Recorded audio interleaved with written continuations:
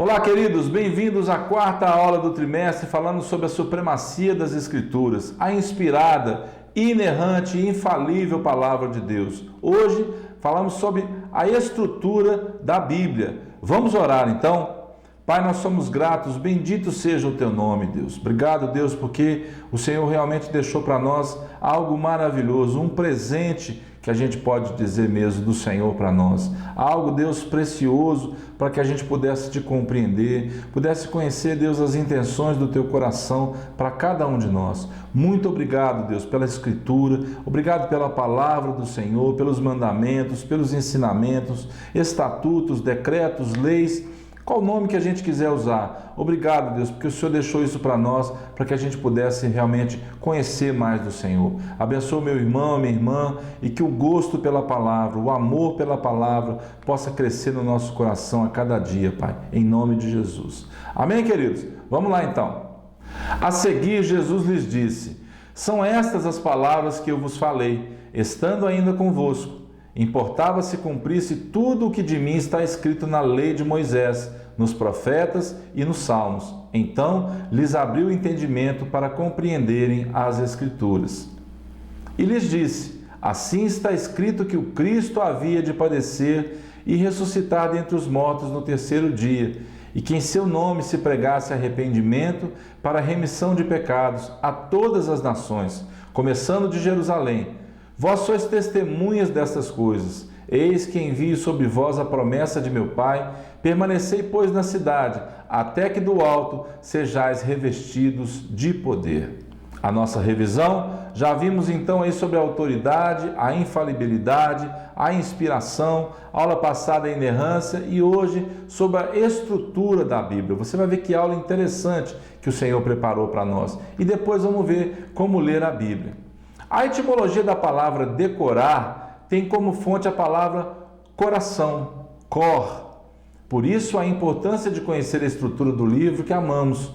Quem ama a Bíblia procura manejá-la muito bem.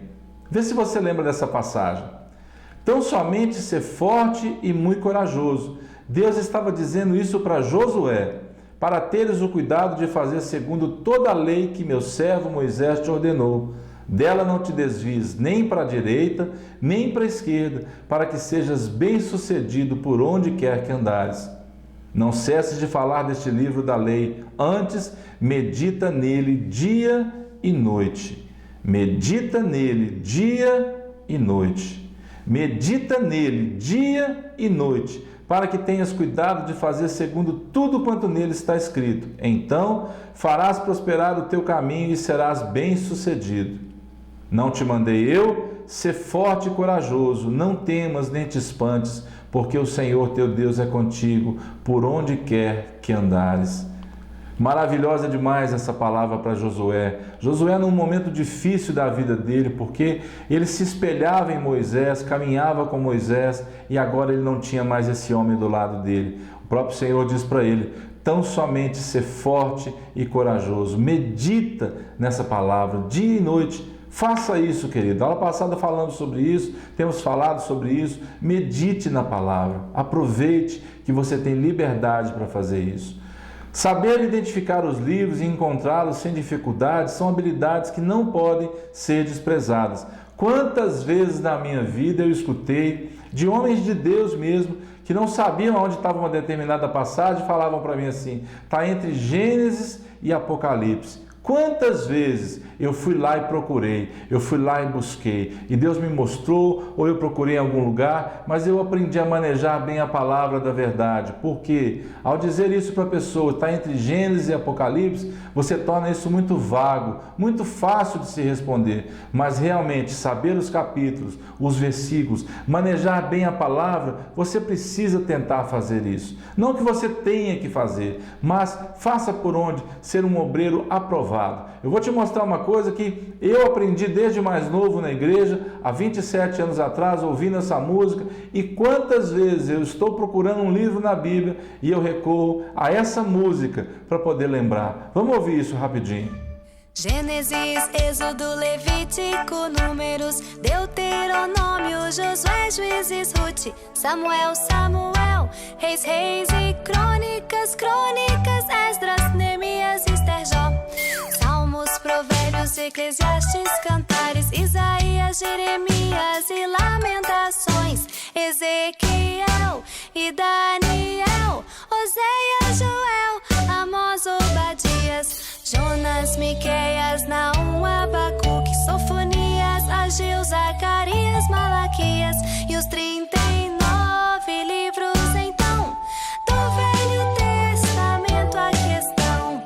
Mateus, Marcos, Lucas, João, Atos, Romanos, Coríntios, Gálatas, Efésios, Filipenses, Colossenses, Tessalonicenses, Timóteo, Tito, Filemão, Hebreus, Tiago, Pedro, João, Judas e Apocalipse de João e os 27 livros então do Novo Testamento a questão. A Bíblia Sagrada foi escrita majoritariamente em hebraico e grego, em um período aproximado de 1.600 anos, por cerca de 40 homens que escreveram em lugares e épocas diferentes. Possui 66 livros divididos em Antigo Testamento e Novo Testamento, 39 livros e 27 livros para o Novo Testamento. A palavra Bíblia tem origem tanto no vocábulo grego como no latim. O termo grego biblos significa livro e tem conotação de qualidade sagrada. A palavra Bíblia, no latim, é um substantivo feminino singular, que igualmente exprime a ideia de livro. Por volta do ano 150 depois de Cristo, os cristãos passaram a usar o termo em grego, ta Bíblia, para os livros, para referir-se ao conjunto de livros inspirados por Deus. E vamos falar de novo sobre o cânon. A expressão cânon procede do hebraico com o sentido de vara de medir, ou seja, régua. Na teologia é empregado como norma de avaliação para identificar os livros sagrados, aqueles que fazem parte do cânon e os que não fazem parte. O cânon bíblico está completo. Nada pode ser acrescentado ou retirado das escrituras canônicas. Amém? Você pode dizer isso comigo? Graças a Deus por isso, senão nós teríamos uma confusão muito grande. Homens de alta posição querendo incluir coisas na Bíblia, querendo tirar, querendo reformar, querendo mudar a linguagem, querendo mudar o sentido. Porque isso era para... Nossa, graças a Deus que nós não temos mais que mexer nisso. Está pronto, está definido para a gente poder realmente só aprender com isso.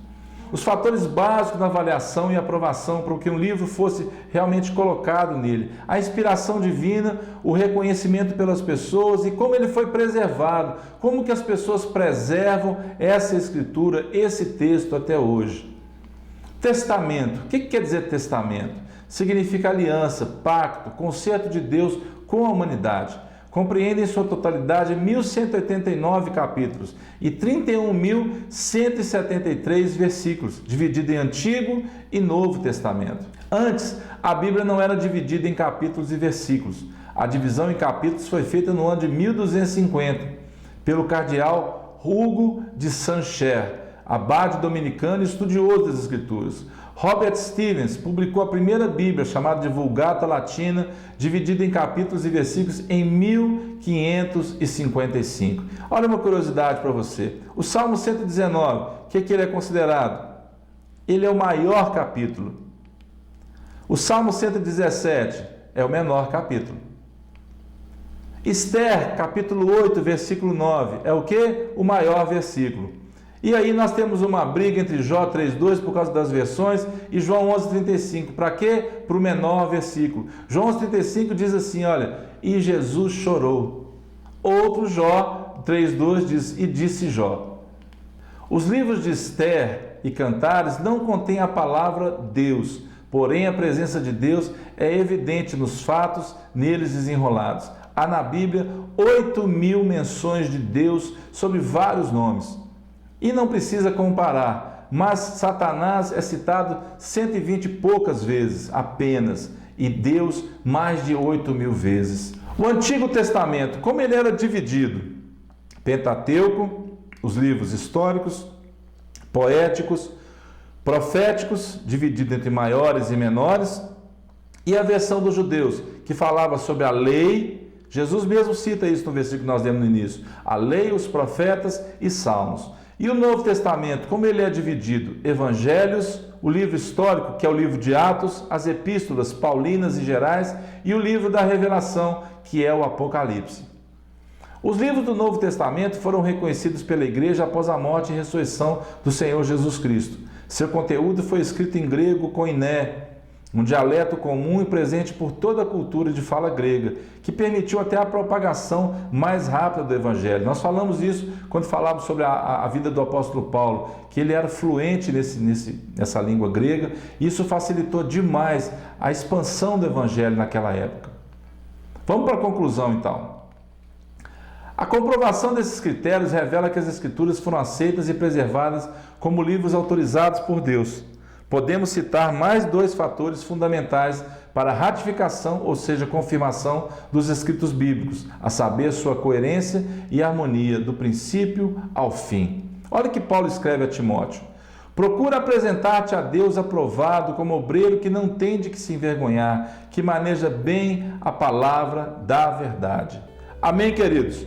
Essa é a aula de hoje, falando sobre a estrutura da Bíblia. Vamos orar então agora pelo Brasil, pelos casamentos no Brasil. A instituição família nós já oramos, vamos orar agora pelos casamentos. Amém? Pai, nós te pedimos que o Senhor venha nos revestir, Senhor, de autoridade, de amor, de perdão, de graça, Senhor. Restaura, Deus, os casamentos destruídos. Traz alegria, Senhor, para aqueles casamentos, Deus, que chegaram ao fim da alegria, papai. Renova mesmo como aquele vinho que o Senhor fez naquela festa, papai. Nós te pedimos que pelo Brasil todo, pelo mundo todo, papai, a instituição família através dos casamentos, papai, seja realmente, Deus, valorizada, seja realmente, Deus, valorizada pelas pessoas que têm tentado destruir a imagem, papai, do casamento de acordo com aquilo que o Senhor propôs para nós.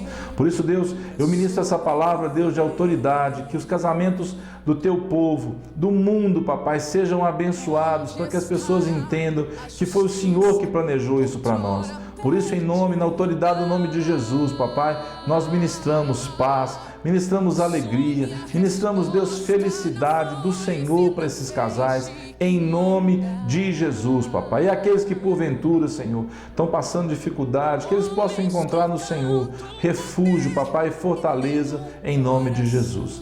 Amém, queridos? Que o Senhor te abençoe. Fique em paz e até a próxima aula, em nome de Jesus. Que compra e que vende a moral da nação.